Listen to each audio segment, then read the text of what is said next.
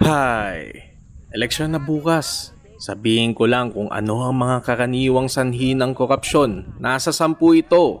Yung pang-11 sigurado ako sasang-ayon ka sa akin. Kasi ganyan tayong mga Pilipino. Bakit may pang-11? Ito ang masakit na katotohanan na magsasabi sa atin kung tayo ang nasa posisyon ay magiging korap ba tayo? Heto na ang pagkakasunod-sunod. Ika-10 sa listahan ay ang pangingikil. Extortion. Ilang opisyal ng gobyerno ang nanghihingi ng pera kapalit ng pabor o serbisyo na bagamat mas madalang kaysa sa ibang anyo ng korupsyon ay nagiging problema sa iilang sektor. Marahil ay alam mo na ito. Ika-9, nepotismo at palakasan. Ang kultura ng palakasan kung saan ang mga opisyal ay nagtatalaga ng mga kaibigan at kamag-anak sa posisyon kahit walang sapat na kakayahan ay nakakapagpahina sa kakayahan ng pamahalaan. Hindi makakapasok yan at walang backer. Pamilyar ka ba? Paglustay ng pondo o embezzlement. Ang maling paggamit o pagnanakaw ng pera ng gobyerno ay nagdudulot ng kawalan ng sapat na pondo para sa mga serbisyong pampubliko na dapat ay makakatulong sa mamamayan. Tingnan mo 3 bilyong pondo para sa isang gusali, 1 bilyon sa alkalde, 100 milyon para sa tagapagsagawa ng proyekto, 900 milyon para sa mga tauhan sa ilalim ng alkalde para tumahimik. At ang aktual na halaga ng gusali o tulay 1 bilyon, pero ang resibo 3 bilyon. Kapag nagiba, walang investigasyon. Bakit? Lahat ng sinabi ay dawit. Ghost projects at payroll. Ang pamimeke ng mga proyekto at empleyado upang kunin ang pondo ng gobyerno ay nagpapalala ng katiwalian, lalo na sa sektor ng construction at serbisyo publiko. Ika-6, paboritismo sa negosyo, cronyism. Mga malalaking negosyong may malakas na koneksyon sa gobyerno ay nagkakaroon ng hindi patas na bentaha sa ekonomiya na madalas pumipigil sa patas na kompetisyon. Ika-5, red tape at mabagal na burokrasya. Ang komplikadong proseso sa gobyerno ay nagiging dahilan upang ang panunuhol ay gamitin bilang shortcut, lalo na sa mga transaksyon sa negosyo at serbisyo pampubliko. Daming kailangan gawin bago magkaroon ng karapatan o lisensya, lalo na sa pinakamalaking tinatamaan nito ay ang mga maliliit na uri ng negosyante.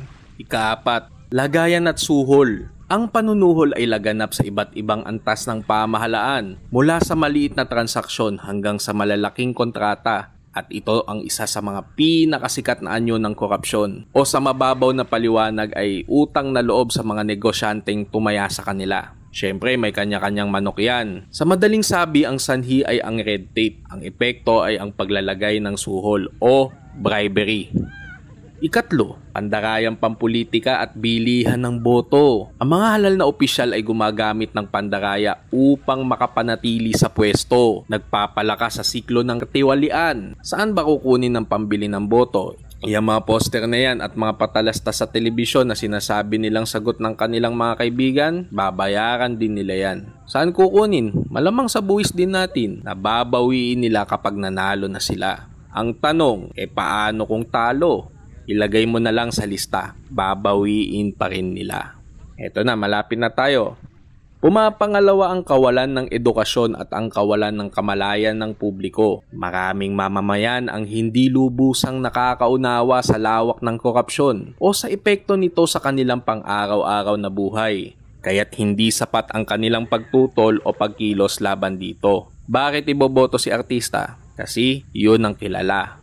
At ang nanguna, mahinang institusyon at kawalan ng pananagutan. Ang pinakamalakas na dahilan ng korupsyon ay ang kakulangan ng mga epektibong batas at mekanismo upang mapanagot ang mga tiwali. Hanggat hindi mahigpit ang pagpapatupad ng batas, patuloy na lalala ang katiwalian. Paano kaya kung kada milyon na nanakawin ay isang daliri ang puputulin? Yung nagnakaw ng bilyon dyan, tingin ko sa leeg na dapat ang gilit. Ito naman ang wala sa internet na nakikita ko sa pang-araw-araw na buhay. Tanungin ko muna kayo, handa ka bang ibigay ang lahat para sa pamilya mo? Gagawin mo ba ang lahat para sa pamilya mo? Papatay ka ba para sa pamilya mo? Kung oo, mataas ang tsansa na lahat ng sumagot sa inyo ng oo ay magiging korap kung kayo ay maglilingkod sa gobyerno. Pamilyar ka na ba? Ito na ang dahilan. Close family ties. o mahigpit na pagkakabuklod ng pamilya. Iyan ang nakikita kong pinakasanhi sa korupsyon ng Pilipinas. Sa kasaysayan natin, madami ng tinraidor ang mga Pilipino sa kapwa nila Pilipino para na din sa pamilya nila. Lahat ng iyan ay gagawin ng isang lingkod gobyerno kapag humiling na ang pamilya nila. Magkano ang sahod ng isang senador? Salary grade 31. Ang halaga ay 334,050. Daddy, I want to study in LaSalle. Pinakamababang matrikula ay 70,000.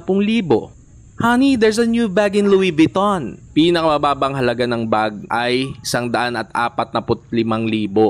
Lolo, can I go to Amsterdam when I graduate? Just for 3 days. Pinakatipid na ay 100,000 halos.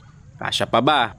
Mga simpleng kahilingan lamang yan. 3 tao pa lang yan. Madami pa akong pwedeng sabihin, sa totoo lang. Kaya ikaw, dapat mahal mo sila. Pero ilagay mo lamang sa tama at huwag lubusin. Ngayon, sang-ayon ba kayo sa akin o mayroon pa kayong naiisip na tatalo dyan? Ilagay mo lamang sa ibaba ang iyong komento o suhestyon. Salamat!